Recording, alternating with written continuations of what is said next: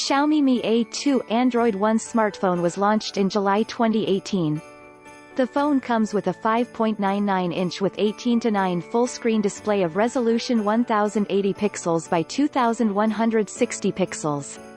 The Xiaomi Mi A2 is powered by 2.2 GHz octa-core processor Qualcomm SDM660 Snapdragon 660. It comes with 128 GB with 6 GB RAM or 32/64 of a gigabyte with 4 GB RAM.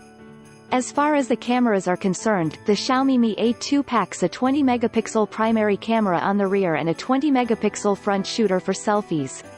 The Xiaomi Mi A2 runs Android 8.1 Oreo and is powered by a 3010 mAh non-removable battery. It weighs 168.00 grams. Mi A2 supports fast battery charging with 5 volts, 2A using Quick Charge 3.0. It comes in 3 colors: gold, lake blue and black. The Xiaomi Mi A2 is a dual SIM smartphone that accepts Nano-SIM. Connectivity options include Wi-Fi, GPS, Bluetooth, NFC, USB OTG, 3G and 4G.